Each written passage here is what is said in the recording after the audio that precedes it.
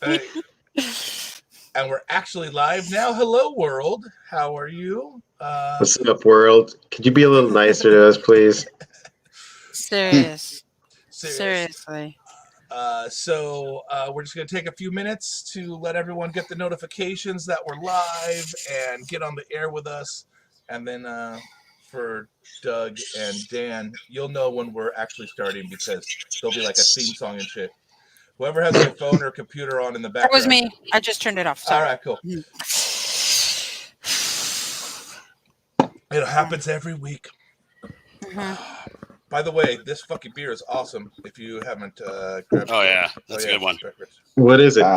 What are you on? The Bridge Pale from Carl Strauss. You actually gave it to me, Brandon. Oh, that's good. Yeah. Well, I gave you a 4-pack, Brandon. I wanted to share it with him. He drove all the way up here. Well, no. It's just like I gave it to you, you gave it to him, and you were asking him what it was. Yes. Well, much like the. I didn't see it. I was looking at something else at the time. I didn't. Okay. I thought you were actually talking about get this a Puesto beer. That'll be great. Crazy me. I thought that too. Yeah. I'm like, which one are we starting on? I was like, I need a beer. Let's go. What do we start? Hey, Estella, look at this thing. It's a baseball bat. Oh, did you get the bat cup? It's a cup. Yes, I know exactly what that is. It's my son's from when he played at Chico State. Oh, and so it was like one of their team gifts, and he's like, "You'll use this more than me, Dad." And it's got your name on it. So I'm like, okay, great.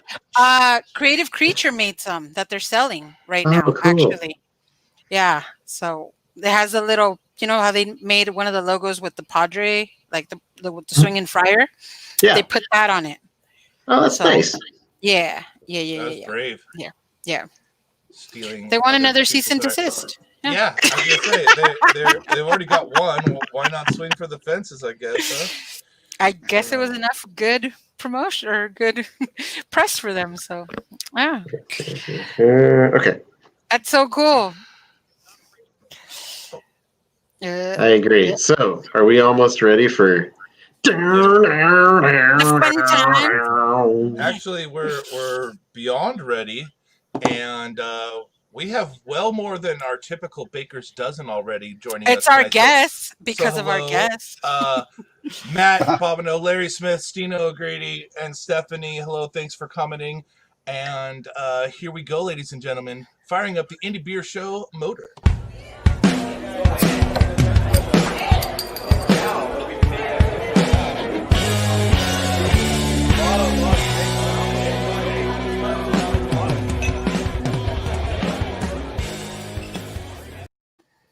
And we lost Doug, but that's how the rest of all this always goes. Oh, man. Wow, beautiful. Hello and welcome to the Indie Beer Show. Tonight we are joined by someone that we lovingly refer to as the Lord of Lager, the Lager King, whatever you want to call him. The Wizard of Lager. Anyway, Mr. Douglas Hasker. Hello, sir. How are you feeling tonight? Oh, no. Sound's gone. His earphones are out. Anyway, you didn't know he was a part-time mime, right? It's totally cool. So we will. He feels fantastic. We'll flip over to you, Dan. How are you tonight, sir? I'm fantastic as well. And happy to be here. Just like Doug. For those don't know, and Doug is gone. And Doug's Bye, back. Doug. Oh, and Doug's shuffling all around. We can't hear you. We cannot hear you all of a sudden, or hear. It has something to do with your earphones, Doug. But Dan, while we're waiting for Doug to accomplish his or overcome his technical difficulties, he's able to. I believe just in him. giving us the show. Nice. Why don't you tell us what your position is currently with Puesto? I am brewing there with Doug and having a great time getting things rolling and making awesome Mexican lagers. Yeah. Eating all the tacos. Yeah. Tacos, I actually. hope. Yeah. Very good tacos. I have eaten all the tacos. Have you? That's We'll get to that. easy. We'll get to that in a minute. Yeah, we'll get to that in a minute. There's quite a list of tacos going on there. But can you speak, Doug? I don't know. Can you hear me? Yay! Hello and welcome to the show, Doug. So why don't you tell the people what your official title is at Puesto Cerveceria? And yes, I said that shittily. Shittily. I didn't say anything that time. I don't really have a title. I just have brewer on my business card. That's I don't know. I'm kind of doing their whole beer program over there and fixing some things and helping along the way. And I still just call myself a brewer. And it's that humbleness that has gotten you where to be one of the most respected brewers in San Diego County. But speaking of beer, we're jumping into the first beer. It's Puesto Lager Clara. And Doug, why don't you give us the background of this beer while we're pouring it out of our. We all got twist lock crowlers. Yeah, Those babies. I do too. We could check out the clarity on this beer. It's nice that a beer that has clear in the name, even though it's in Spanish, is also clear in body. But why don't you tell us the background of the beer? Well, when I got hired at Puesto from Gordon Biersch, they wanted to make Mexican style lagers, and so they I know, surprise for Puesto, but they basically wanted to do a light, a medium, and a dark, and so it's a family-run business. We sat together, and Grandpa said, "I like Pacifico, and I like a red beer, and I like a dark beer." And so for the whole time I was off, I stressed about how I'm going to make a really light, clean Mexican lager. And I drank a whole bunch of Pacificos. And I said, this is really what we want to emulate. And we came close. And I think it's a little bit better than a Pacifico. So that was the behind this beer. It's got some Pilsner malt. It's got some Turo malt. It's got some flaked corn malt, and that's about it. And Mexican style yeast, Mexican beer yeast. Nice. And That's you can tell it has that Pacifico Claro type of quality to it, just on the finish, and maybe in the yeast quality is what's coming through there. But incredibly crushable. Like I can see why that's the staple at Puesto. I foresee drinking a lot of this. I was going to say, What do the rest of you think of beer one? I had 2 glasses of this with my tacos today, so nice. yes, it was very It's nice. old news to you, huh? Yeah, it's all new. That's what I'm drinking as well. Is this the most ordered beer so far? It is. It's sort of the flagship beer that we're going to go with. It also goes with everything, like Abel said. Abel can probably do the beer pairing program part of it, because he just said, I had Clara with everything. And I had a pina colada too, so. Sweet. I'm into margaritas now. Surprise for that too. Yes. But yeah, we can drink this all day long and still be fine. It's just a very nice, pleasant, easy drinking beer. Could you tell me the ABV on this? I think it's 4.7. Dan, do you remember? 4.7. Yeah. Nice. Nailed it. Yeah. Nailed it. Good thing Dan was here to back you up. Yeah. Wow. You know I'm old and forgetful, right? I forget pretty much everything. You're forgetful. I'll give you that. We did. Who are you? It's We went. awesome I did spend some. Oh, go ahead, Brian. Sorry. I was going to say, while you were complaining about being old, Rudy was just talking about how young and sexy you look. So I wanted to point that out. Oh, there he is. That's funny. I was surprised, actually, when I was doing my research after Gordon Biersch, and I had some ideas. And while at Gordon Biersch, I did a collab with Three Punks and Ivan and Kevin and all them. And we did a Mexican-style Pilsner beer that came out really good. And it was well received, but I didn't really get it. And I spent a lot of time with a lot of people. And this part, I'll talk about Ryan Brooks, who helped me out a lot for those that type of thing. And we actually took a bunch of beers and brought them to his lab and analyzed a bunch of them. And we were both surprised at the gravities that they were using and how dry the beers, or actually how much sugar was left in the beer after fermentation, where those beers all drink really dry. And so he and I both learned a lot by analyzing a bunch of the Mexican style lagers and where they end up with the sugar part of it. I was gonna say this reminds me a little bit of Carta Blanca. Mm-hmm. Like, I don't even know how to like explain it, but when I smelled it, I was like, this is like Carta Blanca to me.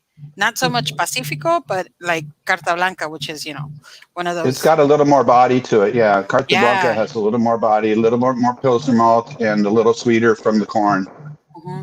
Yeah, I like Carta Blanca a lot. It's one of my go-to beers, but I just don't see it very many places.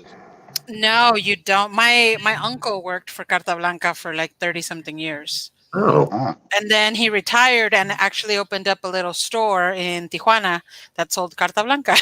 so yeah, I'm very familiar with that beer. We still have a lot of Carta Blanca merch. So yeah. And if I remember correctly, that's where you got your start, Estella, by stuffing It is where I got my start. So people can walk around the streets. Ballenas into the paper bags and the cans into the paper bags. Yeah, that's how I got my start. Oh boy. That's cool. Memories walking down the line. So, Doug, when news of you mentioned Gordon Bierce, which is what was in the facility that you guys are in now, first broke that they were closing, most of us were incredibly interested in who was going to snatch you up, and we were all like, "Oh, this is going to happen tomorrow." But a few days later, we found out you weren't going anywhere, and that you were going to stay at Puesto and take over brewing for them. So how did it come to you to be able to stay there, and how did that transition happen on your side? Well, I knew long before the public knew, and my boss came to town from Denver for Gordon Bierce and Craftworks is what it was. And we went out, we went to Fall, and we went to Beerfish and had dinner. And he said, by the way, I have to talk to you about something. He said, we're closing your store. Ooh. And the first thing I did was took a shit in my pants, and then I'm old. That was you? That's what I had to clean up that day? You might have been there that night, Abel. That's funny. You might have been there. Yeah. And so, but my boss had already talked to the Puesto people. This would have been, we closed in July. This would have been in early February. And he had already talked to the Puesto people and talked me up. So the very next day, I had a meeting with one of the owners at Puesto downtown and had lunch, and they sort of wooed me. And it wasn't even really a job interview. It's just like, when can you start working? And so I knew very early, but I had a NDA that I couldn't talk about it for months. And It kept getting longer. And there were laws about closing Gordon Bierce. If you have more than 100 employees, you can't just lock the doors. You have to give them 3 or 4 weeks. I don't remember the number, warning, so that they can all either find new jobs or whatever. And so it was a long, drawn out affair. And I struggled with it because I couldn't tell anybody. And so I was already set. Once it became public, I already had the job, but they hadn't told me I could talk about it yet. And so there was a couple little hiccups about that. And finally it came out that I was staying. And that's what you guys heard. Well, nice. We were super stoked about that. And not a single person in San Diego went, why'd they do that? We all knew it. We were like, if there was anyone to keep on from that entire building, you were obviously the person to keep. That's great, man. Yeah, I appreciate that, Brian. Thank you. Yeah. Did you ever get the chance of sitting by a pool and having margaritas? I did. I asked them for 6 months off. That was in the newspaper too, and it probably said it to you guys. I asked for 6 months off, and they said you can have 2. And that was it. I think, Brian, I might have been telling you the other day that I actually freaked out. I never actually relaxed in the pool because I was freaking out about how I'm going to make a Pacifico better than Pacifico. I said, how the hell do they do that? So clean and so crisp and so nice. So I'm floating in the pool with a margarita, just freaking out. How the hell am I going to do that? Man, it must have been hard to clean up that shit. That one I held it. Okay, Oh, well, now you hold it. yeah. In the pool. I'm just gonna say I'm probably the one that's drank the most Pacificos out of all of us on here. I'm gonna assume that. That's a And safe. yeah, and this is great. Like honestly, this is delicious. Like Thank you. I've taken my dad to your place before. I'm gonna take him again, and this is a beer I'm gonna give him. So you'll see us in there soon, Doug. I remember meeting your dad. It's fun. Yeah. Yeah. Yeah. You were so patient with him. Thank you. You were like, what kind of beer? What do we I speak like 10 words of Spanish. No. And I you don't used know them how all. You don't know how much my dad appreciated you making an effort. Like, seriously, that was a big deal to him. He was like, your friend is so nice. And I'm like, right, Dad? Right? Yeah. I didn't You just don't know him. Yeah. Yeah. Asshole. Yeah.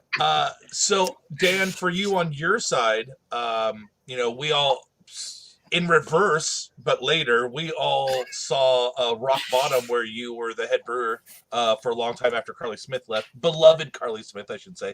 But Yeah. after Carly left, you took over at Rock Bottom, and then they're in the same restaurant group as Gordon Bierce, Yes. but then they closed Rock Bottom La Jolla. How did you go from that to being reunited with Doug at Puesto? How did that happen on your side? Reasonably seamless, although COVID got in the way, like a lot of things. I was doing Rock Bottom thing and having an absolutely magnificent time doing that. For anybody listening out there, but as you know, it ended before COVID. Actually, it was the last week of February was our last week opened, and originally Doug had come to me immediately out of his gracious nature and asked me if I would consider helping him out get things opened, and I said yes, and that was the plan. And then, unbeknownst to me, I wound up sitting at home for the next 7 weeks or so. So after that, all kind of passed over. I came back in and was ready to work, and it's been great ever since. That's Nice. That's really cool, man. And So how many of you guys is it back there right now actually making beer? we're looking at the whole crew, Estella. Yeah. So we have everybody. Great. This is it. Yeah. You have number 1 and 2. It's mostly Dan. Yeah. And like Dan's Doug number said, 1. Yeah. as far as the actual lifting, he's in the top center square. Well, the funny thing is when I approached the job and we were closed for a year. I mean, we didn't brew for over a year. I think it was 13 months. And I realized that you can't shut down machinery for 13 months and expect it to work when you turn it back on again. And they redid the whole building, all new wiring, all new, a whole bunch of things. They didn't do much in the brewery. They gave me a new floor, but there were a whole bunch of things that needed to be fixed. And I couldn't have done it alone. And I asked Dan, I said, I know you're more qualified than to be my assistant. And I know it's taken a little bit of a step back, but I could use a lot of help getting this thing up and running and getting the tanks filled and all of that. And I couldn't do this without Dan. And to where we are now, we have full tanks. We have a beautifully working brewery, and it's clean. And unfortunately, COVID happened, but I couldn't have done this without Dan. It was kind of a blessing for me, my selfish blessing, that Rock Bottom closed and he was available. So Dan, you thought I don't about expect him to be here. Yeah, so Go you ahead. thought about it for a whole heartbeat, and then you said yes, of course, right? It was an easy decision. Yeah, especially at the time, it wasn't hard, and it's been great. I mean, there's still such a capacity to learn stuff. I mean, it's unique being in the same brewery that we both used to work in, but making seemingly completely different beers. And it's even more of a challenge to make a lager, as everyone knows, this intricate process is complex, but just a slightly different version. And it's not a German lager, it's a Mexican lager, and it's kind of a hard differentiation. Okay, so for those that maybe don't know why it's a little bit more complicated or different, could you kind of explain like why it's more difficult to make a Mexican lager when people are just like, well, it's still a beer, it's the same thing. So why is it so much more difficult to make them? I was speaking more towards just lagers in general, which is generally cleaner, crisper beer. It has a lot less attributes for flaws to hide behind, is the general consensus of lager brewing. Right. And so therefore they're a little bit more challenging to brew on the cleanliness side, and making a clean, crisp one, especially one with any kind of shelf life and great qualities about it. So as far as Mexican lagers being more complicated, it's more so getting the idea of what is a great German lager down, but then not brewing that. You have to brew something else. You're brewing a great Mexican lager. As far as the just finite flavor attributes, if you put a Mexican lager next to a German lager, they're obviously not dramatically different beers, but they're different enough that it's a challenge between the two, I think. Yeah. There's a massive difference when you're like analyzing them, like exactly, the way yeah. You would analyze beer, or like a beer judge would analyze beer. There's a huge difference. Like, it's one of the things that we focus on when you're learning to judge beer. You can taste the intent of the region. You can be like, oh, exactly, that's Latin. Oh, that's German. Oh, that's English. Oh, this is cranked to 11. Clearly American. And so, like, right. like when you're first starting to learn how to judge beer, that's one of the ways that you can break it down on the first quadrant of your mind. But I want to get back to your brew house for a second. We had a question pop in from Mr. Bobino.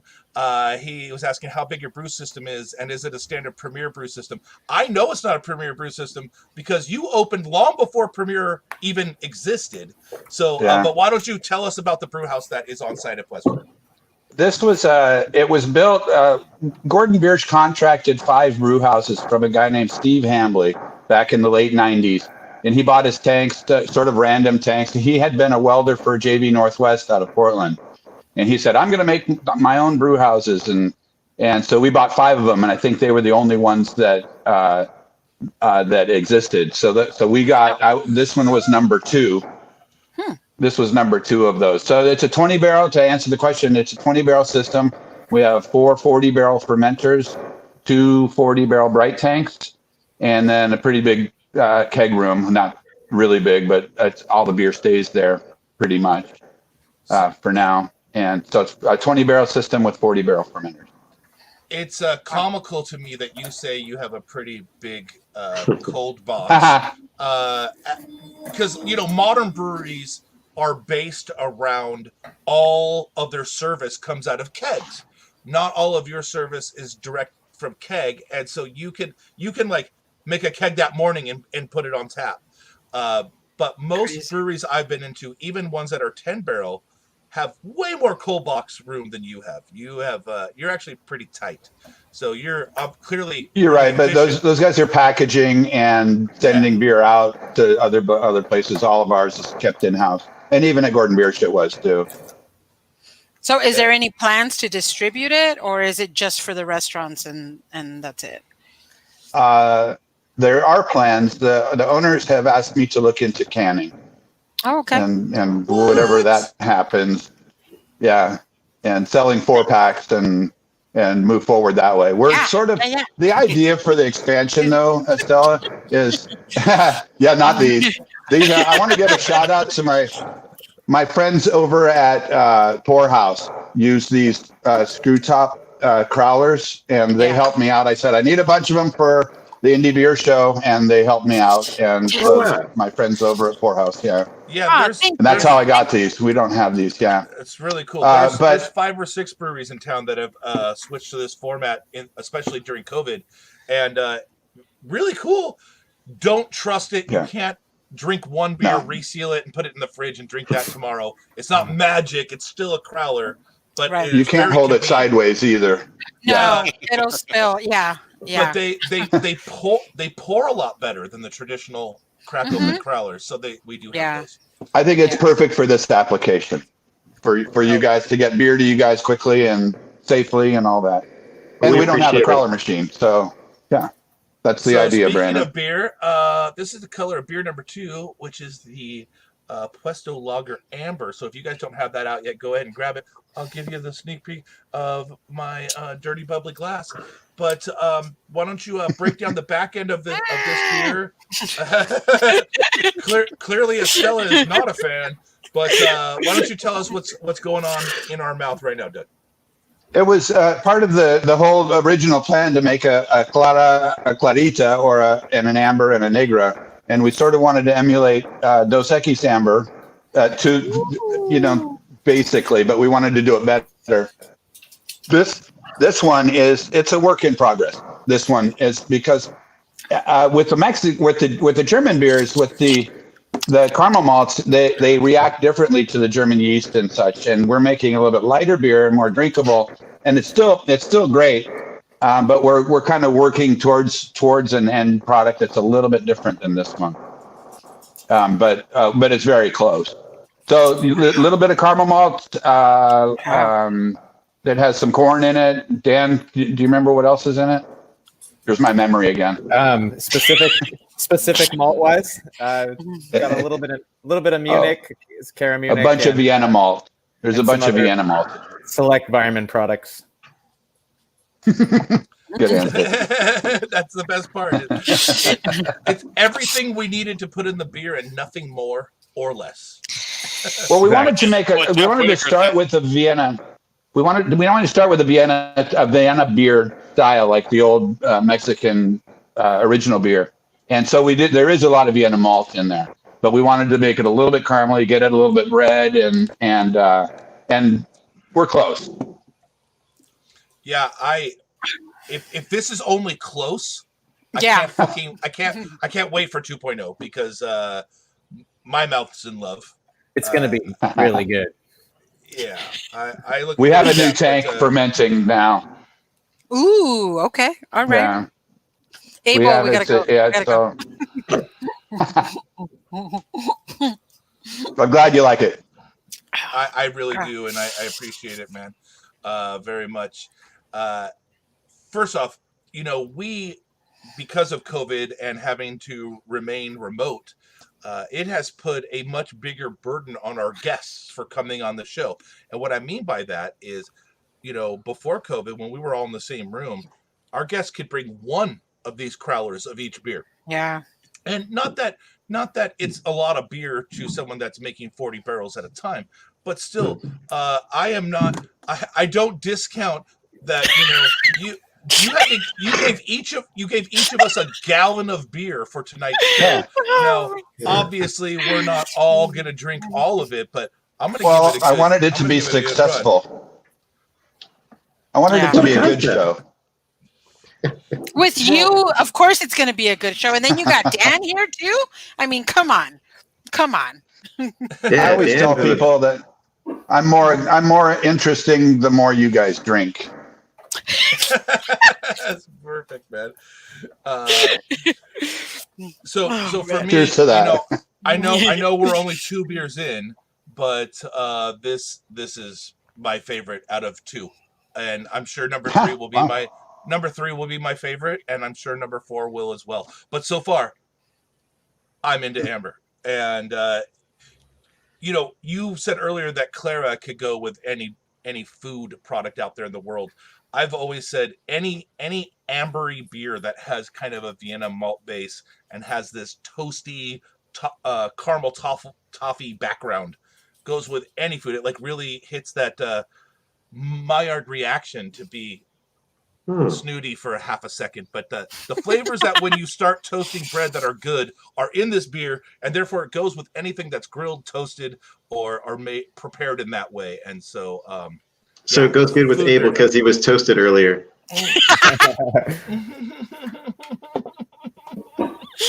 So awesome.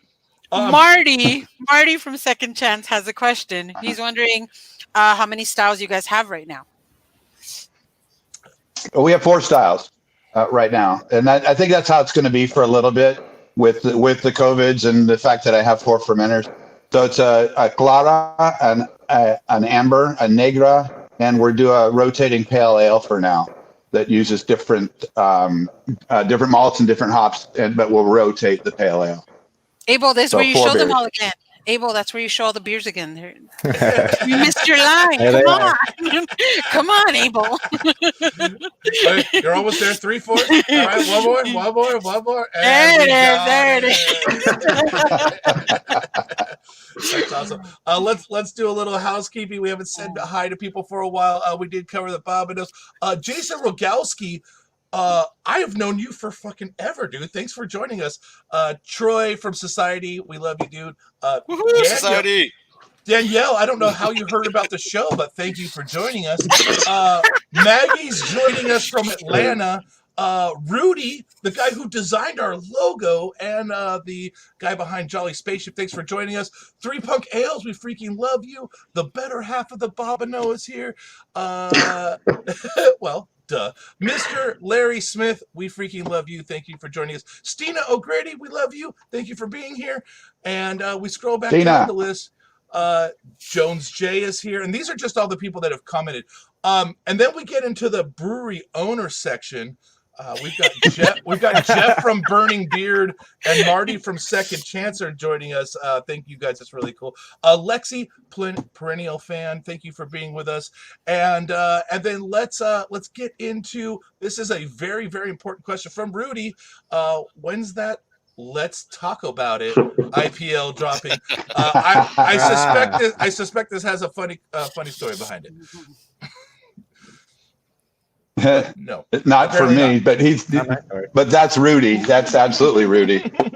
We can talk about it. It's just great. Rudy. It's just great ideas. Man. We can talk about it. In fact, I can't believe that Rudy hasn't been in yet. Rudy met his wife at Gordon Biersch, by the way, over Gordon Biersch beer.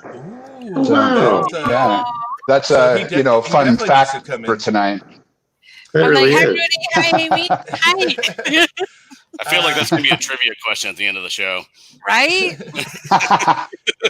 Yeah. So you said your pails are going to rotate or be different every time. And Troy's asking, are they going to use different hops each time, or how are you going to vary those pale ales? Yeah, well, different malts and different hops for starters. And probably different ABVs even. We'll talk about it when we get to that one. We'll talk about that one when we get to it. They'll talk about it. Get it? Hey. Full circle. And for Troy, we can only aspire to be as good as the Society Pale Ales and their IPAs. So right? Yeah, Troy's a good man. It's great to hear from you, Troy. He is a good dude. So, right. We know they did a huge major refresh of the restaurant.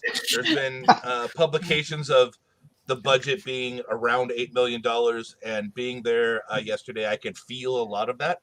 And as a lot of you guys know, I can easily walk in somewhere and just be like, oh, that's what that cost. And it's just a knack of my experience in construction. But you mentioned that they did just the floor in the brew house. Did they do anything else to help your life in general? Yes, they hired Dan. Hired Dan. They hired Dan. And second to hiring Dan, they actually gave me a job, so that's part of it too. They made my life very nice. It's such a great family to work for. It's family business, and these guys they seem to like me, and it's just been a pleasure to work for the family, and what they're doing. And I've said this before, and I'll say it now. It's probably a good time to say it, where they already won awards for tacos, and they already won awards for margaritas, and they decided to get into craft cocktails. They hired a guy named Beau Dubois, who's awesome at what he does, and they hired me to create this other pillar of stability for Puesto, and hopefully we can aspire to be as good as the tacos or the food in general, and the margaritas, the award-winning margaritas. And so that's really what Dan and I are tasked to do, is to make something or add to that. And I've said also for brewery owners out there, it's taken a lot of the pressure off of what we're doing. That they already are doing well, and they're just adding beer to it. And hopefully we can make the best. What Dan and I are trying to do is make the best freaking Mexican lager available. That's really our goal, and we think we might be able to do it. So there goes my humbleness out the window, right? My humility. At the same time, basically another brewery owner just showed up. Jim from OB Brewing. He just announced that he's starting a new brewery in Guadalajara, by the way. No, Guadalupe. it's in Valle, right? in Valle de Guadalupe. And so, get a treat, Brian. I'm so sorry. The other Hi, Jim. The other awesome region for beer soon, and wine Jim. I'll be in there Mexico. soon. So, hi, Jim. Is Jim leaving OB? I don't think he is. I think he's staying. Side, yeah. I think it's just side project. Passion. Good for Jim. He's already an Thanks for doing award-winning that for brewer. the show, Jim. You're nice. Yeah. Right? Yes. Yeah. So, what you mentioned that the transition for you, employment-wise, was kind of really easy.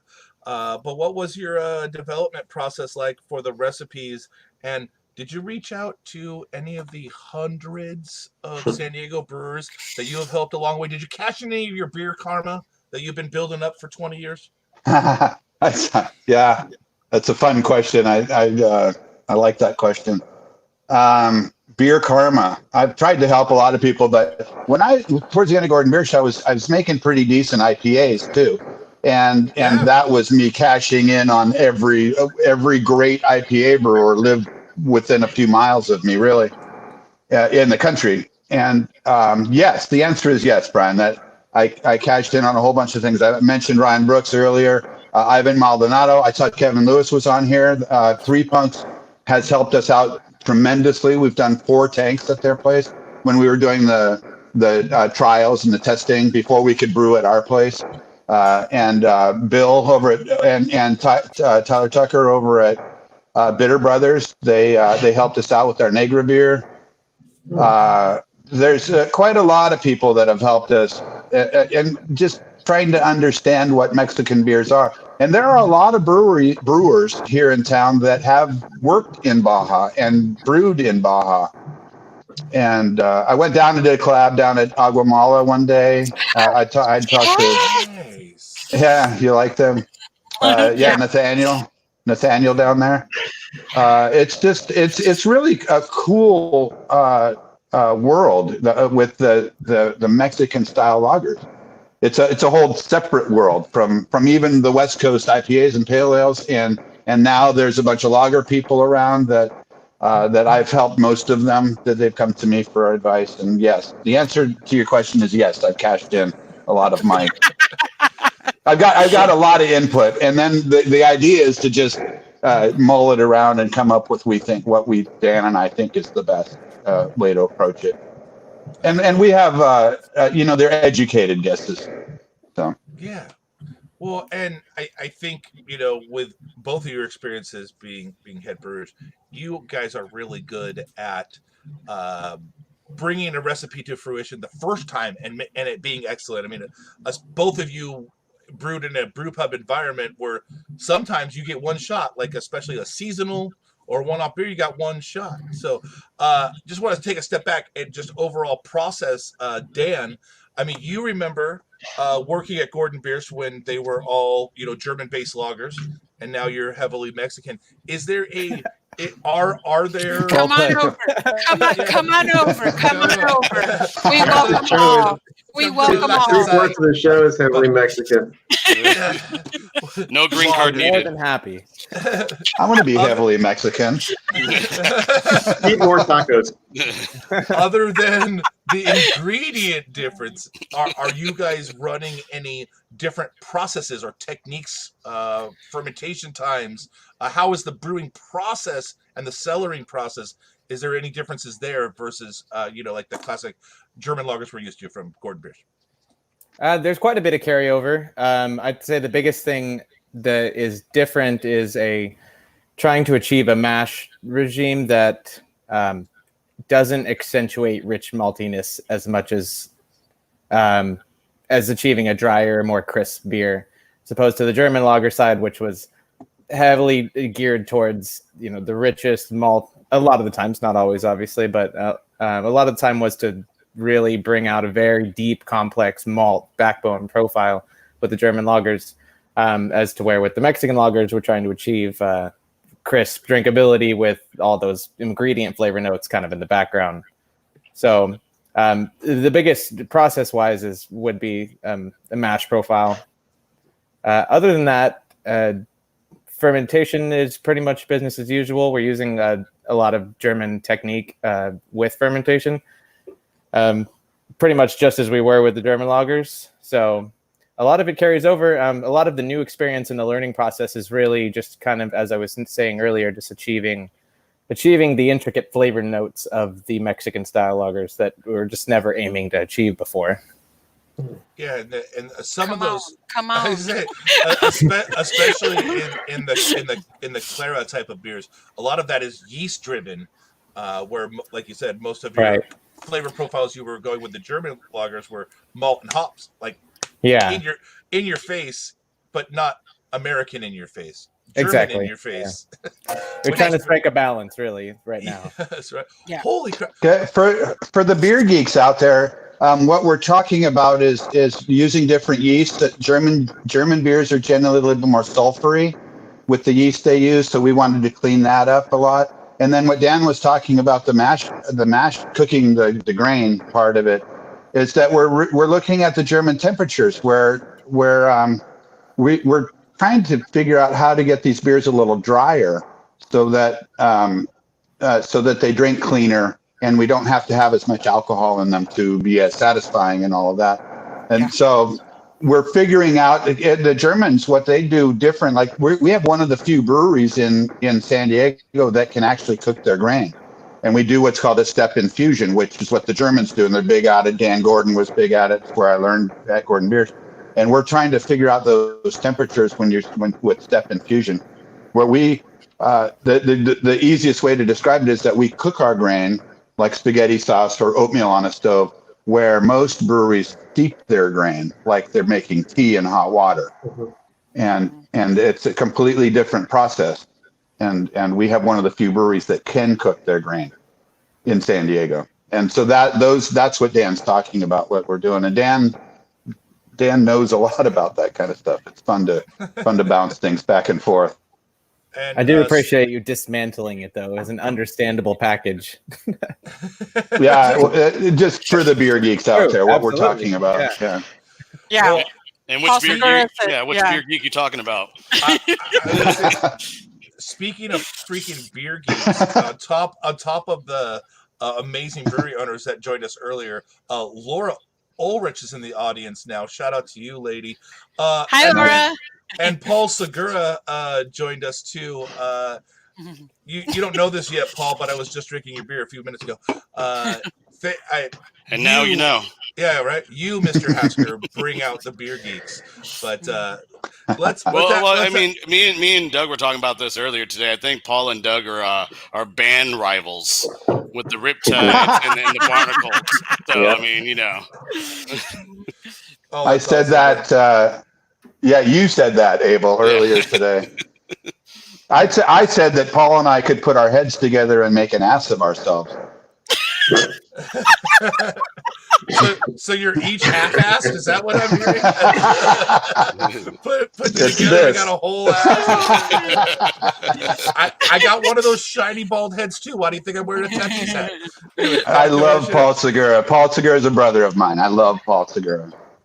Welcome, Paul. That's really cool, man. You guys had to open in the middle of COVID, and specifically in the middle of shutdown number 2. And you guys smartly and or luckily your property management worked with you, and they gave you a big chunk of the parking lot. You guys had an outdoor patio, but you also had added a big chunk of the parking lot.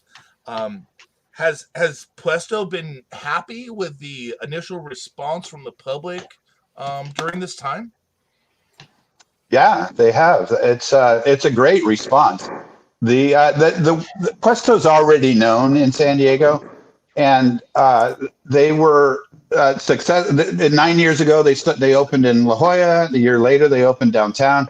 This store is number 7 for them, and for us. I need to start saying us because I'm deep involved with these people, and I love this company, and so this is number 7. So they know what they're doing, and they're very good at what they're doing. And yes, they're in the parking lot out front. I think there are 30 tables, and it's very comfortable, and I think that it's almost as many as what would be inside.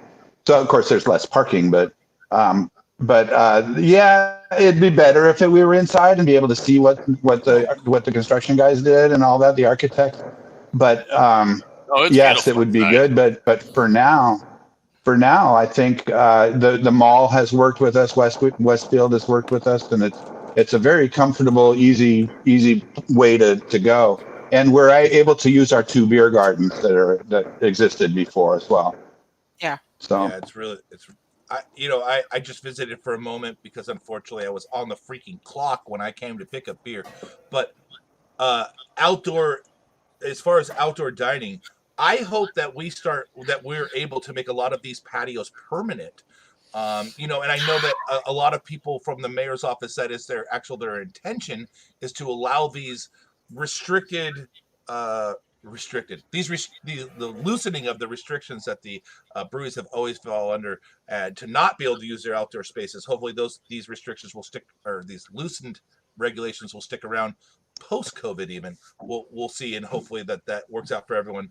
But I really am happy that hopefully it continues to show that if you're in an outdoor environment, you are far less likely to spread COVID to people that don't have it. And so hopefully this continues to be true, and that we can keep these businesses limping along until we can get to effective treatment and vaccine time. Right now, it's the only thing that's even giving a lifeline to all of our San Diego breweries and restaurants. And so I hope that continues. But we need another beer, man. And as we're climbing the flavor ladder, we're following the beer menu order. I don't know whether it's engineered the way flavor ladder or not, but we are pouring out Puesto Negra Dark Mexican Lager, and I need to know everything about this beer, Doug, because this is in the vein of what I would normally gravitate towards at any Mexican. Like if I visited a Mexican brewery that was brewing traditional lagers, this is the one I would grab off the shelf. So break it down for us. I'll give you just a touch of history, and then I'll let Dan talk about it. But I went to Ryan Brooks, and I said, "What the hell?" That's what I said to him. Hi, I said, Ryan. "What the hell?" What the hell? He had been floating this recipe from Negra Modelo, their Negra beer, and it was like 50% corn or some bullshit about what was in it, and there were others. I talked to Ivan about it and a bunch of other people, and I said, my God, this can't be right. And so that was the start of what we did. And so we went and we brewed our first batch at Bitter Brothers. So Tucker was still there, and Billy was still there, and I think that proved to be a decent first stab at it. But we knocked the corn down a lot, and knocked the chocolate malts down, and we had some carafa in there. And then so we have a tank going right now that Dan can talk about, that I think is on the way being a really nice beer. Go ahead, Dan. Yeah, breakdown wise, it's I've had a Dos Equis Amber just the other day, and this idea that it's still this very light, or not Dos Equis Amber, sorry, Negra Modelo. It's still somehow a very light and crushable beer, and it has these very noticeable background ideas of malt complexity, and that's basically what we're trying to achieve here. Is still light and drinkable. It's crushable, if you will, but still carry these complex and appreciable malt qualities. Recipe wise, this is on the subtle side, so it's a little bit of Munich malt, chocolate and a kiss of carafa malt, and then corn for a little bit of flavor and for dryness. And again, trying to achieve subtlety. You have, first off, home fucking run, and I am so stoked that you tweaked it. And again, like with the amber, I will be back to measure this masterpiece very soon. But we have of course, Paul Segura has a wonderful mind. We have to make sure. You need to name it Negra Modago. Nice. I see that. Thank you, Mr. Segura. That was a great chime in, man. We really appreciate the peanut gallery tonight. That's freaking awesome. But I wanted to read the official description of this beer because I thought it was really simple. But using darker and roasted malts, we create a beer rich in flavor with smooth and enjoyable finish. This is exactly what this beer is all about. There's no bite. There's no dryness. It's one of those perfect beers that finish neither dry nor sweet in your mouth. It drinks like iced tea. I mean, like, it's so easy drinking. More flavorful than iced tea by far. So thank you, sir. This beer, I'm glad you like it. Favorite so far. to keep the thing going. Here's a little bit too. Since we're open, I walk around the tables once in a while. Oh, that's the brewer or whatever, and I ask them what their favorite beer is, and more times than not, they can't figure out what their favorite beer is. They go, I don't know which one it is, and it's like you, Brian. It's like, well, this is my new favorite beer, and I don't think there's a much better compliment than that. Where Dan and I are really lucky about how we're hitting these things, and it's just really fun. It's fun. I'm glad you like it. And that's great, man. So how has your experience been with the food so far? I mean, I assume that occasionally they've let you sample a taco here or there. Dan had all the tacos already. Yeah, you know. But remember, Doug still wants to be Mexican enough, so he needs more tacos. Right. More tacos. He needs more tacos. That's how you get it, right? You eat more tacos. But let's start with Dan. So what's your? We know that they have award-winning food. We know people have raved about Puesto for years. What's your personal experience with the food so far, and your overall thought on working there with what they're doing in the kitchen? That's at me, right? Mm-hmm. The other Dan. I can't drink and point. Yes, you, Dan. It's phenomenal, and it's problematic that it's so phenomenal for me. Yes, perfect. I think they're doing an incredible job. I think they make stellar food that I want to eat in high volumes every day. And again, like, that's the problem. But in all honesty, they're doing a reasonably simple approach at a phenomenal idea and doing really well at it. And like Doug said earlier, just the idea is to add another pillar of greatness, I suppose, to the whole idea.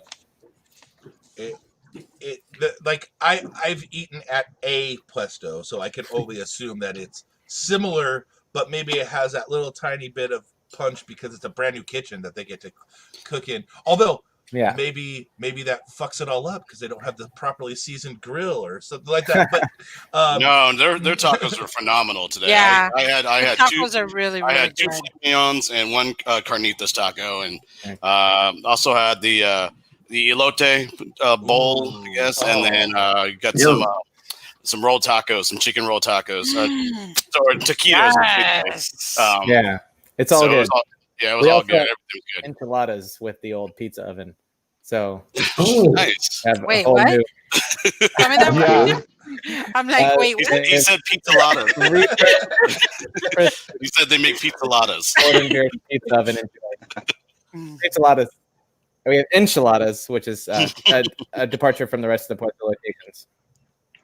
They make lobster enchiladas in our old pizza oven, and they're freaking the best thing you've ever had. And then you go to the next item, and it's the best thing you've ever had. It's like you, Brian. It's like, okay, My new that's favorite. my new favorite. Yeah. But I was gonna say, now you tell me this. I just got the taco. Jeez. Yeah. That's to get you back, Abel. All right, I'll be back. We'll get you back in. So try an enchilada. And then the roja is the red. It's like what Mom used to make. And they have a suiza, which is a green sauce chicken. It's everything I've eaten there. Everything is amazing. Dan used the word phenomenal. Yeah. Right now, I really miss when we used to do the shows live from the place. Yeah. Right? On site was pretty. There were advantages. Remember when we would like get a string of just never-ending appetizers while we were trying to talk? I mean, it did have its challenges as well. That was but, a great show, though. It was worth it. It was It was Yeah. worth it. You know, Memories. the sacrifice. Sacrifices we made. Yeah. By the Yeah. way, I never got my gas money for that. I'm so very sorry. Your 44 It's cents okay. is in the mail. Let's catch up. Jared, hello. Thank you for being a patron, man. You're awesome. We mentioned Paul. Val Lucchesi, I haven't seen you personally in a long ass time, but thank you for joining us, lady. I never seen Nice you, to Val, see so your that's name all there. good. Stephen, one of the owners of Pariah, just to keep the owners of breweries stacked really high right now. He thank you asked for joining us. earlier. He asked earlier, Doug. What about the Giants? He said. Oh yeah, I ignored that fucking question on purpose. Thank you, Estella. Well, technically they're losing right now, if you must know. They are. I come from the Bay Area. I grew up in the Bay Area. I'm a closet Giants fan. The cool thing is when the Padres play the Giants, I win either way. So I love that part of it. Yeah, I don't care. I do care, but I don't care. Yeah, he's a big Orioles fan, right? Yes, absolutely. He's from Baltimore. Yeah. He's from Baltimore, yeah. Yep. He and I have talked about that a lot. There's a lot of similarities in the fan base between Baltimore and San Diego as far as the misery we have all suffered. Now they have pulled in a World Series and we haven't yet, but we for the last 10 years, pretty similar fan base of misery and I really think about it like Baltimore and San Diego and like the Detroit Tigers all have real fucking fans. There's no bandwagon in San Diego for the Padres. None. Even right now, as Abel mentioned, the Giants are fucking losing because we're ahead. So that was good.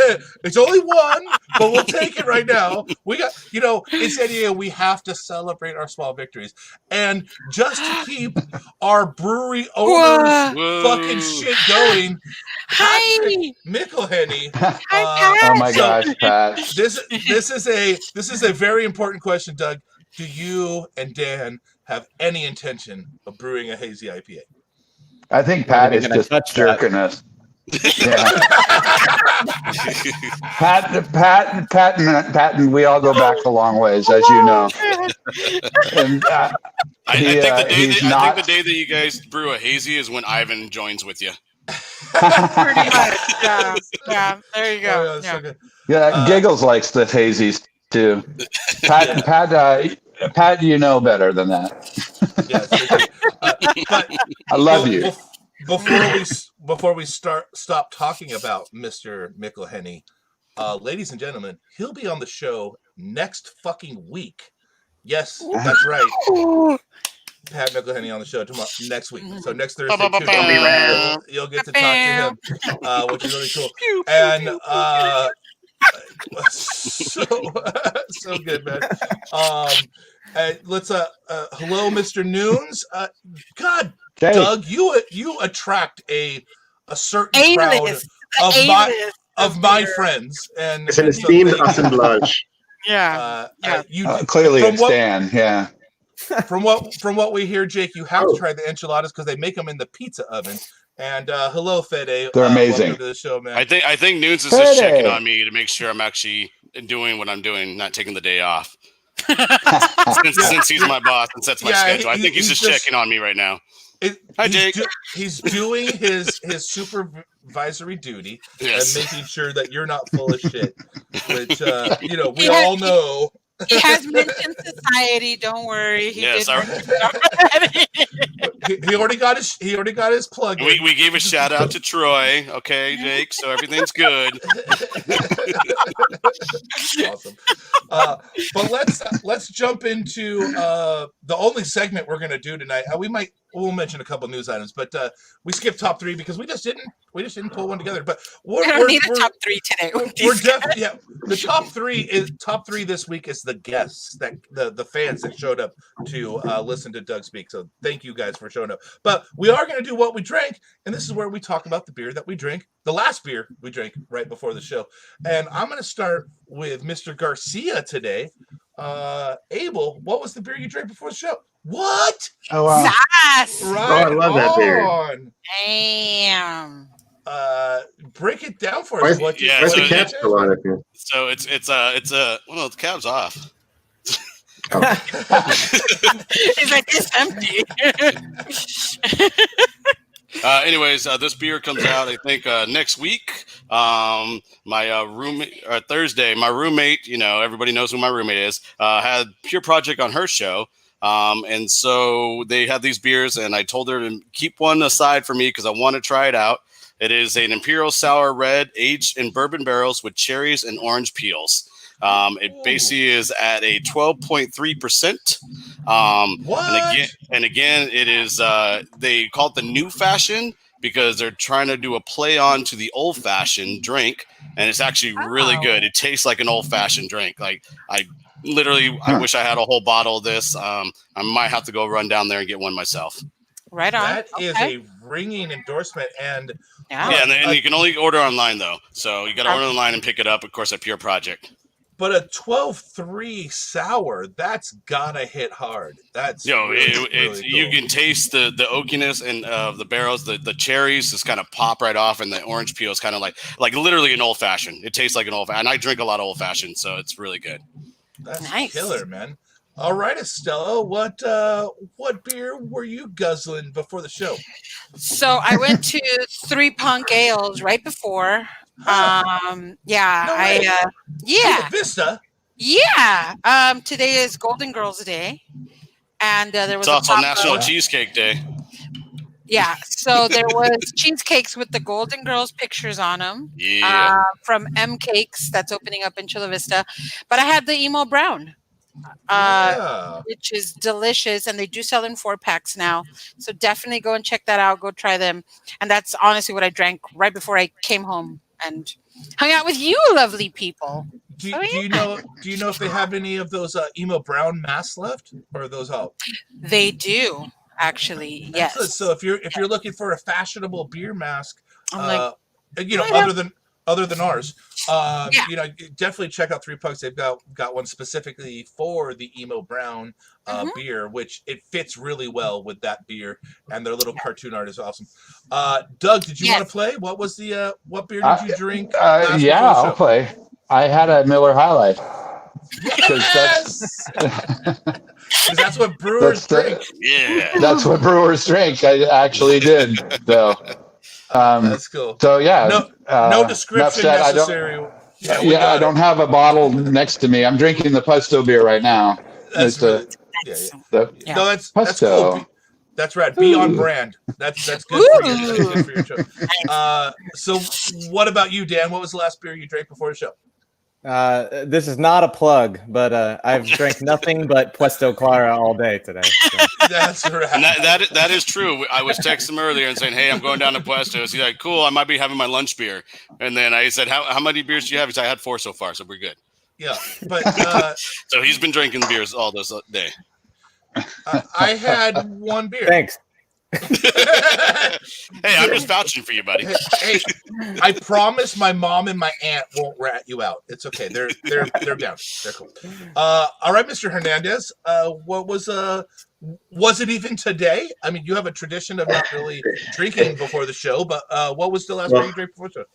It was not today, and I'll take this as an opportunity to kind of explain something real quick. If you've noticed, I haven't drunk any of the beers you guys have had, and I'm so jealous. I actually spent the entire afternoon in urgent care today, and I've got some gut problems and things that aren't going very well. What? But I was not. I feel awful. I was not going to miss this show with these two guys because I think they're awesome. I love them, and I wouldn't have missed it for the world. So that's why I'm a little quieter today. But there's so much to listen to. But like everybody on here, you draw a crowd because you're awesome. So that goes for both of you. But what I did drink several days ago, the last beer was Don't Drink Barley Wine, the Port Brewing collaboration with the famous social media-ites. It was great. It was just a great English barley wine. There wasn't all that toffee. There's all that nice little caramelly chocolatiness to it, but real drinkable at 12+%. And speaking of 12+%, that new fashion is probably my favorite beer that Pure Project makes. I love that beer, and I do like old fashions too. So I will double vouch for that beer, and I'm stoked it's coming back. That's really cool, and I'm shocked that half of you were drinking 12% beers before the show. That's cool. I know Brandon wasn't today, but first off. Well, we're just going off from last week's show with all those stouts that we had. Oh so yeah. we're telling downhill. That was a lot. Those 13+% that last week. So I'm going downhill now. Oh my God, that's hilarious.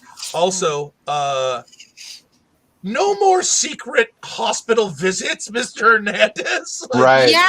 I was thinking that. I'm pretty sure we were texting half of the day, and you didn't mention to me at all. Yeah. That was in the morning. Oh Jesus! Well, You still have that colostomy bag I on didn't you? want to bring this thing down. This is too good. You still have that colostomy bag on you? Are you good, bro? It's an ileostomy. So. Oh my God. You're right. I'm glad you're I'm going to okay. drink these beers ASAP. Like as soon as I'm able. Even my wife was so thrilled when she saw those things come through. She's like, "Oh, is that Doug's beer? I can't wait for the show tomorrow." I'm like, yeah, it is. It's going to be awesome. We were going to she might even come on the show. She was so excited about it. So we will enjoy them ASAP. Wow. Text me when you drink them, Brandon. Okay. Text me when you drink them. I'm sorry that you're sick today. That's a bummer. I'm sad to hear that. It happens even on Thursdays. No big deal. I get it. But I'm glad you're okay. And like I said, no more secret hospital visits. But we'll close out the segment with me. I flashed it earlier, but it's the Bridge Pale. It's from Carl Strauss and 4 Point Beer Co. Classic freaking Carl Strauss Pale Ale in a can. Just incredibly enjoyable, and I could have drank 4. I only had 1, but I could have drank 4. And this particular one, with the way they use the hops, really kind of focused in the stone fruit, apricot, peach, tropical area, with a good bitterness backbone, but not a really thick mouthfeel at all. Just a nice dry finish. A classic San Diego hoppy pale. If you guys have the availability to get it, go pick it up. And yes, Maggie, I finally ran out of Catch Me Cosin'. And if any of you were playing along, I did drink 27 of those beers, which is a record for the year. And I had several friends be like, "Is it replacing Ponto?" And I'm like, "Yes, yeah, right now. Now, will it over on a whole year? I don't know. No, it will not. I don't think so. I have drank a couple hundred Pontos in like 2016. I think I drank 200 Pontos, and that's where the joke came from. That I 2 drank cases left, man. Yeah, Sabers just said there's 2 cases left. All right, Mr. Sabers. Thank you for making it known that I could go get another couple for Okay, he's writing down. Go pick up. I literally wrote down more coasting. So, oh shit, I got 8 more to drink. Sweet. But you guys know I've raved about it. Like Catch Me Coasting from Pariah, classic perennial San Diego West Coast beer, and I don't mean what it used to be. I mean what we think it used to be. So, meaning that massively restrained bitterness compared to what West Coast beers really were 5 years ago. But this one, which is what the segment's about, not about Pariah, Brian. Bridge Pale Ale from Carl Strauss. Delightful beer. Thank you to my friend Mr. Hernandez, who gave it to me and left it on his front porch when I was delivering the. Thank you to my friend Abel who gave it to me. I was going to say, and then it turned out it was a thank you to my friend that gave it to me, Danielle. Yeah. I'm like. But then it goes back to Paul Segura giving it to her. So, hey, Paul, welcome to the show. Your community is love and sharing. I'm just chopped liver over here, guys. Thanks. Yeah. All right. I'm good. Don't worry. I'm sorry. Where's my Golden Girls beer? What was that? Next week, next week we're only drinking beers from Estella, so you're going to catch up. Don't worry. Okay. All right. We're not going to be able to get him to Mr. McElhenney, I don't think, but we're going to work out something. There's one of them that would be really hard to get to him, and one of them I think we can, but we're going to work it out. We're going to work it out, and we're going to work it out this weekend. So, anyways, that was great, guys. But are you going to drink the pale ale? Yeah, we're gonna drink the pale ale in 30 seconds. Hello. Here it is. It's always nice to invite another show manager on the show. So thanks, Doug. Appreciate that help. Yeah. Sorry about that. No, it's totally cool. We lost Dan. He'll be back when he's back. But so we the last beer that we're featured on the show is astutely called Pale Ale. And so what are we about to put in our face, Doug? Pale ale. Yeah. Duh, Brian. Duh. This is classic. We're hoping to San Diego Pale Ale Imperial. Yeah, right, we didn't. Good job, Abel. Thank you. We're trying to do a pale ale year round, but rotate it. And so the first one that Dan and I did, it's a Simcoe Citra Pale Ale. It's around 5%. I think Dan, you can help me. It's like 5.3. Did Dan leave? No, I think it's around 5.3. And right now he's supporting BLM. It has. And he has, but it has. For you that are drinking it, it has some rye malt in it and some wheat malt in it and a lot of two-row malt in it. And we just wanted to highlight the malts and the hops, the Citra and the Simcoe, and sort of make it West Coasted, but make it a 5. I don't remember what it was. I think it was 5.4% ABV. And, good job. That's and what just it is. very, very drinkable. Yeah. Is that what I gave you? Yeah. No, I forgot to grab one of those for myself, Brian. Yeah. Yeah. So I got the cheat sheet for you. It's all good. We don't have Dan right now, funny. But we got the cheat sheet. It is 5.4. The Simcoe's really shining here for me. These two hops can compete with each other if you use them in a bad ratio, but whatever you did really well.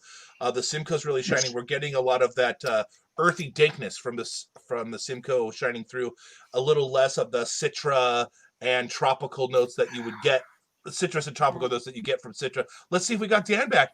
Dan, hi. You made it. That's Sorry. awesome, man. No, it's totally cool. Shit. The one of the awesome things about live shows is that they're actually live, and when shit happens, you just have to roll with it. So speaking of, while you were gone, we talked a lot of shit about you. No, just kidding. But we want to get your opinion on the back end of the current pale, and your thoughts on the beer, drinking it yourself. Delicious and dry and standard West Coast in a good way. Standard. Absolutely. Citra Simcoe delivers a pretty crisp range of kind of citrusy tropical flavors. It's airing more tropical at this point in its shelf life, but drinks really nice and smooth. Doesn't have a lot of sharp edges and is nice and tropical. You nailed it, and you just didn't use the right word, which was balance. Like this is perfectly, normally a West Coast pale is like decidedly hoppy with no malt presence, but this one has enough malt presence that it's nice and balanced out, and cool. Well done, and does not stand in harsh contrast to the other beers that we've had tonight, which I think is one of the arts of actually providing a beer program that is supportive to food, instead of where, like, at a lot of breweries, the beer is the star, or whatever you want to say, is number one, and then the food supports that. In your case, you're there to support the food, and I think you guys have done a tremendous job with this foundation of 4 beers. We want the beers to stand on their own as well, but and I think they do. But you're absolutely right; they complement the food as well, and the margaritas. Well, yeah. So, more When we were doing My when Clara, we were doing our mark dinner. can I take Go ahead, this? Estelle. Can I get this refilled with the Clara, please? Because Absolutely. I'm just gonna hold on. Whatever to you it. want. Of course we can do it. Yeah. That's right. So let's do some housekeeping. Debbie, hello, and she's in St. Louis. I don't know if you know Debbie or not, Doug, but nice person. I That's my sister. That's my sister in St. Louis. I guess you've met. Hi, sister. Thank you for joining us, Debbie. Kelly, we missed Kelly. you. Oh, Kelly. Hi, Kelly. It's been a long time. Mary Jane. Hi. OC Hi, Beer Girl, thanks for joining us. Hey. And yes, Kelly, Cleveland. Cleveland. Another That's for me. another fun baseball town to be a fan in. Much better than us, though. Sometimes we do think Estella is the 4th punk. We'll have to wait for them to chime in. I said, Thanks, if man. the boys will have me, then yes, I will be the 4th punk. Yeah. Oh, I thought you just meant general and 4th punk. I didn't know you meant actual punk. I was like, all right, yeah, she's a punk. It's awesome, man. A nice wish from Mr. Segura for you, Paul. Yes, please feel better. You got the same thing from Candace. Larry is reinforcing both Abel and Brandon's opinion that the new fashioned does taste like an old fashioned. That's really cool. And yes, Maggie, I only drank that because I was out of Catch Me Coastin' just for a minute. You're welcome, Troy. I am here to literally amplify the voice of San Diego beer as loud as I can. Sometimes that's at different levels than other times. I think Troy meant B as in Brandon, not B as in Brian. It doesn't matter. We're on the same fucking team, and we're all here to do the same thing. Yes, it's 2B's over here. Right, exactly. Yes, Brandon or Paul, Ponto is, really one of the best beers that's ever been made, not mad. Dan, first off, Dan Diego's a great little hidden spot in Claremont. If you haven't been there, go there and try it. And yes, you should try Morena, as soon as you can, man. Yes, Candace, it is pretty. Way to point that out. And David, thanks for joining us. David Benson. And like he goes back with me to Gordon Biersch. You really bring out the people, man. You really bring out the people, Doug. It's really cool. Awesome. It's Dan. Thank you to all for Mrs. Christina. Blake, hi, Christina. Thanks for joining us. We really appreciate it. And Deborah's here. Hello, thank you. Hi, Debbie. We covered that. Deborah Druther, hi. The craft beer attorney, has joined us. Jesus Christ, you guys are all freaking great. Fawad, I like Paul Segura's question though, that Debbie needs to tell us a story about Doug as a kid. Mm-hmm. So we'll get her on. Debbie Petty. Yeah. Debbie, please. Thanks for joining us, Fawad. So, she could. Earlier in the show, you kind of mentioned that you guys are going to keep rotating your pale ale. You have to have the next one planned already. We do. What insight can you give us to look forward to on your next pale ale? Dan, you can do this one. Most likely, you'll be looking it's a secret. at. I'll give you the secret recipe. I believe we're looking at a Mosaic Cascade Nelson Simcoe. Damn. Yeah, we're excited about it. And we're excited about it. Simple malt bill. Just pretty much a similar profile to the beer you have there, just different hops, and keep it drinkable and soft edges, and goes well with tacos. And that's the goal. And you said the N word. I did, yeah. How did a brewery that's been open for 4 weeks get Nelson? $8 million remodel. You're right. Money, Brian. It solves all problems. Maybe they found it in the walls from the old Gordon Beers. I know people that know people. Yeah, I have friends that are connected. Yeah.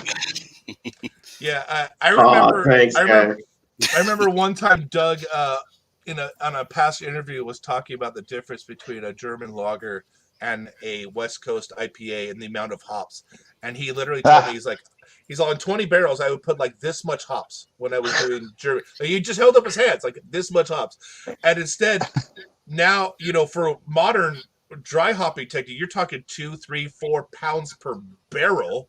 So instead of a handful, you're talking 80, 100, maybe even 140 pounds of hops. What was your hopping ratio for your last pail, and are you going more or staying in the same poundage area? We're not. Dan, you can answer that. We yeah, of course. It's a lot less. I don't want to be in trouble. We've learned. Man, you answer. Okay, yeah. We've learned with the combination of learning and making educated guesses, and kind of our system being tapered in a certain way, the beer you're drinking is actually only a ½ pound per barrel of dry hop alone. Excellent. So overall, I don't have the numbers in front of me, but I would say it's under 1.25 pounds per barrel. Total. Right hops. around a pound a barrel, hot and Yeah. cold side together. Yeah. But I think it very drinks that way. It's very nice. Well, and that means that you guys are utilizing your hops efficiently. And so that was one of the things that I really respected about Half Door when they were kind of one of the first hazy IPA breweries in San Diego. He wasn't chasing hazy. He wasn't chasing a turbidity. He was chasing an efficiency of hop usage. And that I really respected. Similar to your beers. His beers taste insanely hoppy. They taste in the 4 or 5 pounds per barrel hoppiness range, where normally he's more close to you guys, 1.5 to 2 pounds per barrel total. So that just means that you're getting all that these hops have to have into the beer for us. That is freaking great, man. I really Dan, for a long time at the beginning of Half Door, Dan was leading the county as far as being the most knowledgeable about hazies and all of that, how to utilize the hops. He's a very smart man. Yeah. The first time I heard him talking about his techniques, I was just like the I heart smiley face emoji. I was like, I could listen to him speak on that forever, and he was the first person, at least especially in San Diego County, that I ever heard of biotransformation or dry hopping under fermentation pressure, or any of these new techniques that are quite basic now, but at the time 5-6 years ago were cutting edge, and led to him being able to get this incredibly hoppy beer without using without just steeping, like you said. His techniques are more in line with cooking, preparing. It takes a different technique, and so that's really cool. Now you guys have made these 4 beers, and really you've actually made a couple more that we haven't tasted yet, but we always like to ask what you guys like to brew. So far, Doug, what has been your favorite beer, and what's the one that you drink the most of? Are you going to refer to Dan on this one? Yeah. I am not. Make Dan tell us what your favorite is. He could probably answer it better than me. But no, I want to involve Dan. Dan is a huge part of what we're doing down there, and I want to make sure that he's involved. And we both have this cool legacy. Dan's actually won more awards in the last couple of years than probably anybody in San Diego. with Rock Bottom, and so I'm stoked to have him. If he can be a part of what we're doing here, then that's all the better. As far as what I'd like to brew, I think I'm brewing really what I'd like to brew. I'd like to learn how to make the perfect margarita. That's really my thing, and Hello. I'm like, yeah, exactly. Hello, Estella. But I'm like when I was trying to make IPAs years ago. I'm surrounded by the best IPA brewers on the planet. I now at Puesto am surrounded by the best margarita makers. And as I get older, I can drink less beer and more margaritas and float in pools and all that kind of thing. So Dan probably has a different answer, but I think as far as what we're brewing, I know it's a long answer, sorry. We're brewing what I want to be brewing. A Clara, an Amber, a Negra, a Pale. And I like the lower ABV beers. I just like to be able to drink them and still drive home, kind of thing. Not always, but I like that. I don't like the 7, 8, 9% beers. I just don't drink them. And so we're brewing exactly what I want to brew. Okay, so for those that don't know about the margaritas at Puesto, can you kind of tell them about the margarita? Because I mean, I've drank 1 or 2 in my days. So I'm gonna say you're lying by a factor of 100. But I mean, for those that don't know, because we do have people that like to have cocktails also that are watching right now and listening. Yeah, I'm like Puesto when they started when they opened Gordon Biersch, they started a craft cocktail pillar, a new pillar of things. They had already been doing, margaritas very. For me, if I went on vacation and said, "Would you rather drink margaritas or would you rather drink beer for the rest of your life?" The answer might be margaritas for me. Ooh. And that's how much I like them. And so, depending, on how much water I can float in or whatever. But these people know what they're doing as far as their margaritas, and I'm learning from them, just like they're learning from me about the beers and the beers that we have on. So yeah, I had a sip of the Puesto's Perfect margarita today, and that was really good. Yeah, that's what I drink. It's just their basic margarita, and it's freaking awesome. But when it comes to a cocktail that's that simple, ingredients and technique make a huge difference. Similar to the beers you're making, especially like the Clara, that's all ingredient and technique that we're tasting. You mess anything up, and we're gonna know right away. But okay, Dan, since Doug didn't even answer the question. Let me just say one sentence, Brian. Yes. Let me just say one sentence. Over 30 years, Dan and I have learned some shit, and we're applying it to our beers, and they're good, and so that's where I'll end it. I couldn't agree more that your beers are exceptional, and that whole thought and discussion was rad. But the question was, what's your favorite beer out of the 4 to brew? And so we'll ask Dan. Dan, so out of the 4 beers that we're tasting, what was your favorite to brew so far? Old fashioned, right? That's a harder answer. The pure project. Yeah. That was awesome. I don't know. I suppose the Clara, because I love making approachable, clean as possible, drinkable beers. No, that's cool, and I appreciate you answering the question. Yeah, but I would have said Belgian wit beer, but it wasn't an option. So it's not. It's not. Every day it's Belgian wit beer. to pigtail on that question, is Clara the one you drink the most of? I mean, I know it's what you drink the most of today, but in general, at your time so far at Puesto, is Clara the beer you're drinking the most of?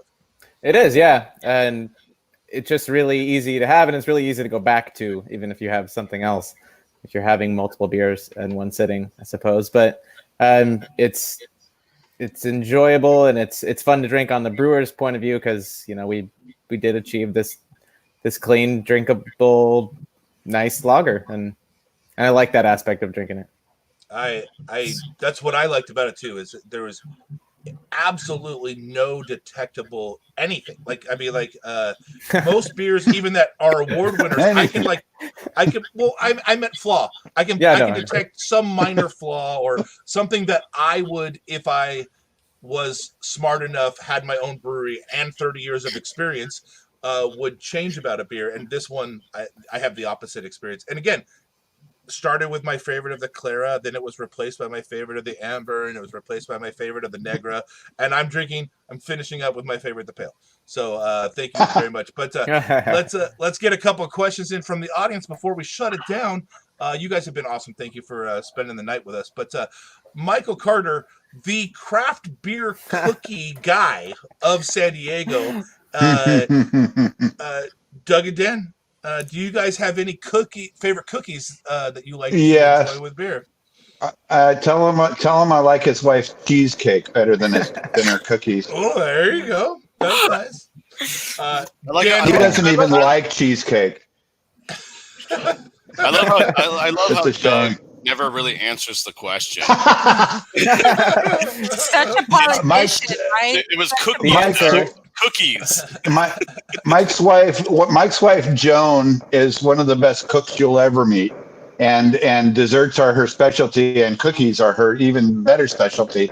But her cheesecake is better than the cookies. Michael, the husband, doesn't even like cheesecake. So that's my in with his wife. That's nice. Doug or Dan, have you ever had a cookie that you thought paired well with beer? Yes, but I don't know what kind of cookie. Whatever cookie's in my hand is the question. So whatever beer's in this hand and whatever cookies in this hand. Whatever cookie Joan Carter brought in for me to eat. Nice. Yeah. So I want to talk about one cookie experience I've had with Michael Cookies. So at Burning Beard, he made a chocolate cherry something or rather cookie. It was like a chocolate chip base, but it tweaked really hard. And they at Burning Beard, and I don't remember, I'm sure it was some kind of special event, but they at Burning Beard paired it with a Irish whiskey infused cask of Holy the Void, and holy fuck, that was really an incredible beer and cookie pairing. So thank you. Are we talking about Mike Cardoza? No, we're talking about Michael Carter. Because Mike Cardoza did the same thing. Yes, indeed. But it was really cool. So that moving down the list, Larry says that Doug is brewing exactly what he wants to drink too, and we really appreciate that sentiment. Thank you, Larry. Yes, Puesto margaritas are fire, Caitlin, and thank you for joining us. And real quick, they don't just have margaritas; they also have a bunch of different tequilas. I am a big tequila fan. You guys all know that. They have agave spirits. They have mezcal. Like, it's my dream place. Like, I go there quite often. Yeah, pina coladas. Take it easy. I'm just saying, like, their tequila game is really like high up. It's up there. So, I agree. And when you get to go in the restaurant, sometime maybe next year, when you walk in, there's like 29 vertical feet of tequilas on either side of you in an amazingly beautiful display case. Yeah. So you guys will really enjoy it, and it's all under a moving sculpture. The place inside, I mean, Puesto is. They have tequila flights. Fucking beautiful, yes, indeed. They have that. They do. I've had those. We get it, Esalia. We get it. She is in, ladies and gentlemen. So Dan Diego's asks, have you considered making a Mexican table beer? We haven't, but that's a great idea. Yeah. Yeah, generically table beers are a little lower on the strength, but good flavor and something that you could replace water with. And so if you go in that direction, please make sure you let us know so that we can drink it all before you share it with the public. But Kelly, she needs a beer shipment. I think Kelly, I think what you mean is you need a yeast sample. And so maybe we can work out the yeast sample. Marty from Second Chance actually has a technical question. How can they reduce some of their sulfur in their lagers? Well, you can ferment it out and bring the pressure back up, or stop using 3470. That would do a lot of it too. The beers we're drinking, I think you would all agree there's not a lot of sulfur in your beers that you tasted tonight. We're using a Mexican lager style yeast that off of a White Labs 940 or a BSI 940, and we let it go a little bit more before we cap it. The German way is to harness the CO2 and create natural carbonation. So stop using 3470 is the biggest one. Dan, do you have anything to add to that? Sulfur. Yeah. Obviously, yeast selection and scrub it. Get on your hands and knees and use the elbow grease. That's awesome. With Marty, I don't know what he's using, so I don't know. Yeah, of course. Another Society alum. Josh. Josh, nice to see you, man. Cheers to you, dude. Mr. Snyder asks, when are we going to get that cilantro and ghost pepper lager?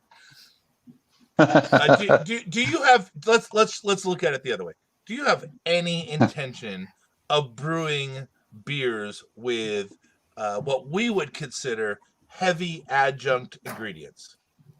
I don't, and perhaps when I retire and Dan takes the baton, or whoever, but hopefully it's Dan, takes the baton from me, they can do whatever they like. I don't know, and I think Bill is just funning with us on that one. Billy needs to, he just needs to come in and drink a beer with me, and we'll be fine. No adjunct. That's freaking awesome. And Caesar's here now too. Don't forget Caesar's question. Caesar's here. Oh yeah. Okay. Well, but at least let's ask a question. First off, again, you attract the most people, and he followed that up with something very important. He's almost potty trained, so he's almost got it in there. But he's not there yet. I saw him recently. He's not there yet.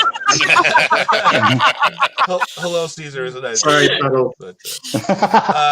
so before we start the march out of here, I just wanted to kind of give you a breakdown of what's going to happen next week. Next week, we are going to focus on an effort from our very own Brandon Hernandez. He is launching a new San Diego beer news source. What's it called, Brandon? And what's the site that people can go to get in? Wait. It's hard to point. It's hard to point at people. It's really, anyways. So what's the new website? When can we expect the launch, and how do we support your efforts? Great. It's SanDiegoBeer.news. So that's the kind of confusing part. Not SanDiegoBeerNews.com, but SanDiegoBeer.news, which I really like, actually. It's going to officially launch Tuesday. You can go check it out right now and see how it's shaping up, though. It's not quite all finished, but I think it looks pretty good. I'm really enjoying it. It's designed to be more than just news, though. I really want it to be like a one-stop resource for all the things that people who really like beer, like me and everybody on this show, can benefit from. And that means news about things that are going on, but also events when those come back someday. The beers that are tapping around town, hopefully on a weekly basis, straight from breweries. Guest articles from people in the industry about things that they're interested in talking about. If somebody has an issue or a charity that they're interested in, they can come on and it's going to be called Voices of SD Beer, and it's just talking about things that are important to them. I want to provide a platform, not just for some guy who likes to write about beer, but for people who have something to say and have never really had the opportunity to do it. In addition to that, we'll have beer and food, fun things like that from other people who are getting involved that I won't quite talk about yet because it'd be fun to kind of leak those out a little bit. But we'll have a weekly e-newsletter that keeps you up to date on a lot of things. In addition to that, we have some partners that are going to be featured there as well, like Abel's roommate, that whatever radio station is, 91X, right? Yeah. this little unknown place in town. Tiny. They've only been around for a couple of years. Right. But you can see we're going to house some of the Beer for Breakfast ABV there on a weekly basis and get the word out about that in a secondary way. The Indie Beer Show podcast will be there, so that's super cool. What? That's us. Hi. Yeah. You can see that right now. And speaking of people that I like, Mujeres Brew Club, they're going to have something there. Pink Food Society will be up on there, and anything they have to say, they're going to put on there so that you can see about events that are coming up or just issues that they're facing or educational things, whatever they want. It's their page to use as they want. Same thing with the California Craft Brewer Association, QUAF, Beer Paper LA, who services OCLA and all the people up there. If you want to know about a reliable source for all the breweries that aren't in San Diego. So it's a lot of exciting stuff. 1% of the any profits made on this website are going to go to the San Diego Brewers Guild, which I'm super excited about because I've loved seeing, speaking of Peer Project again, I love that 1% for the planet thing. Oh, yeah. And I thought, just why don't I localize it and give it to people who need it, especially right now. Quite frankly, there hasn't been enough beer reporting lately. Yes. Oh, I got you just out of time. One more time for the 1% for the planet. There it is. Nice. Yes, that was kind of a tangent. But, like right now, it's so hard with publications folding, publications not reporting things. I know there's certain publications that I'm talking like mainstream newspapers that are kind of leery about writing about the brewing industry because they don't bring any ad dollars. That's really rough for the brewers because they can't do anything about that. So this is not going to be ad contingent. It's not going to be an opinionated. The only opinions that are going to be on this site are going to be of those who are sharing their opinions via this platform who are not me.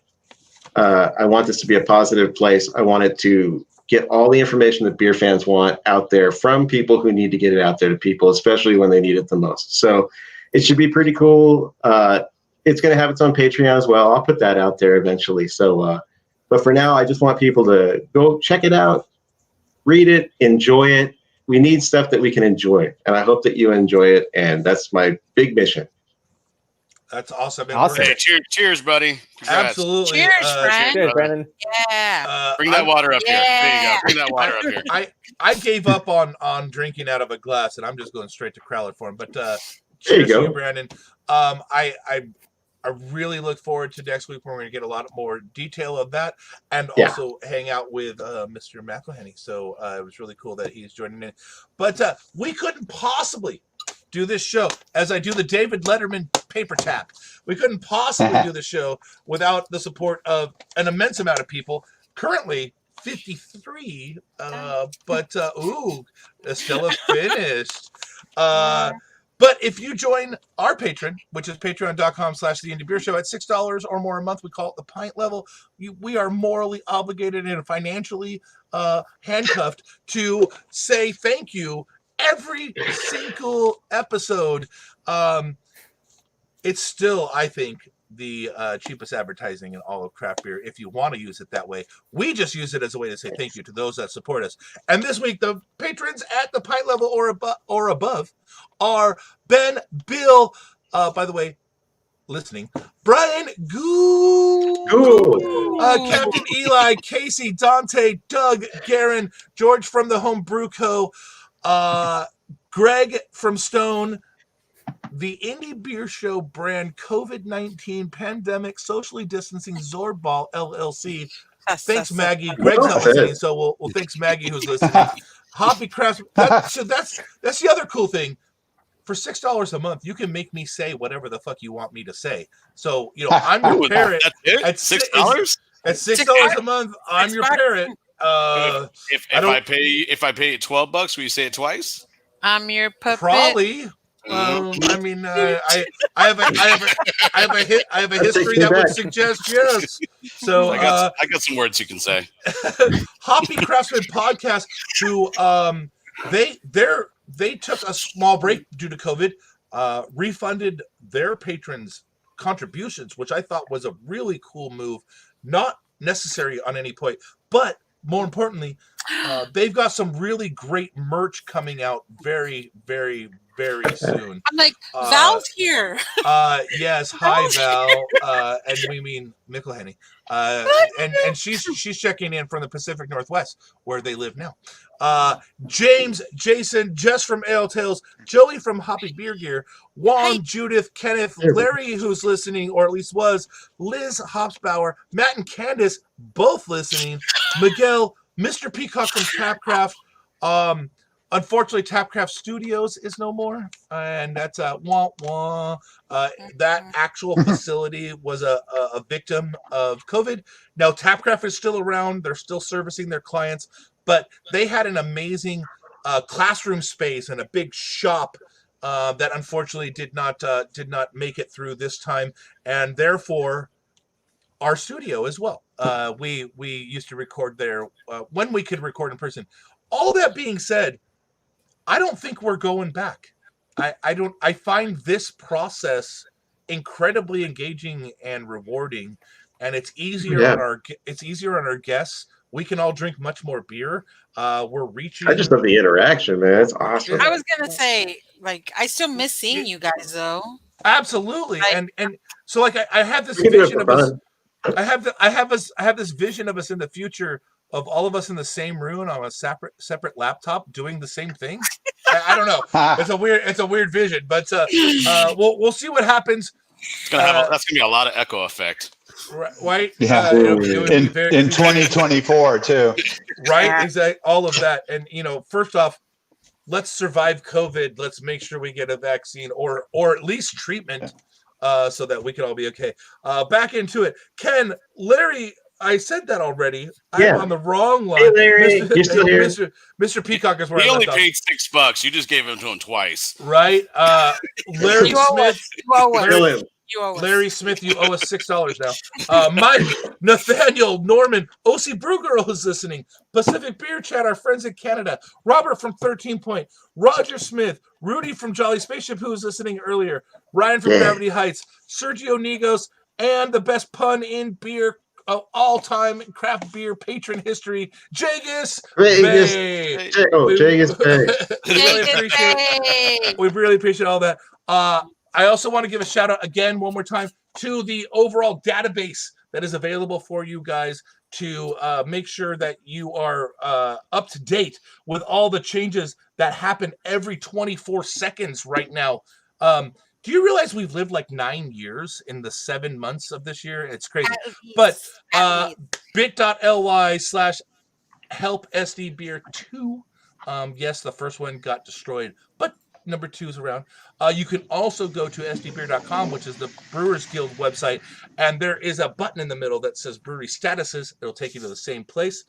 You can also go to San Diego Beer.news, and it's the first thing on the top. Ooh, you can go to San Diego Beer.news, and it's the Good first one, thing Brandon. on the top. Do that. And Thanks to Maggie. Larry has a very good point. He gives us way more than $6. First off, Larry, you don't owe us shit. Secondly, thank you for your support.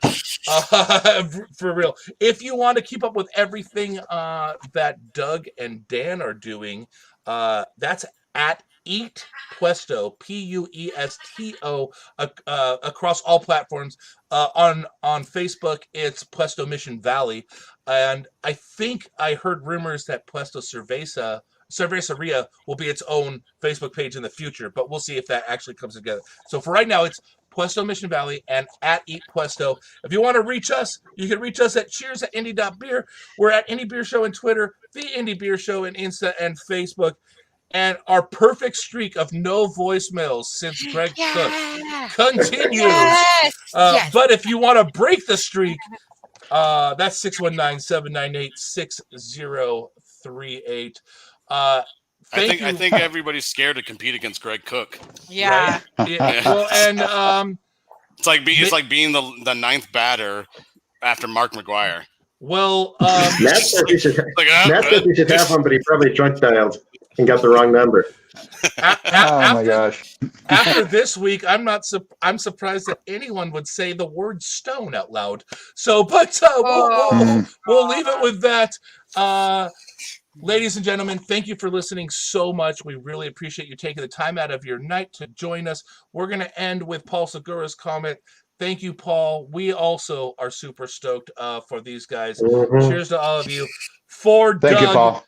Brandon, Dan, Abel, Estella, and myself, you've been listening to that way. That Abel. Actually, no. So see, that's what I'm saying. The whole backwards thing. That Abel over there. You've been listening to the Indie Beer Show. Thank you and good night. Cheers.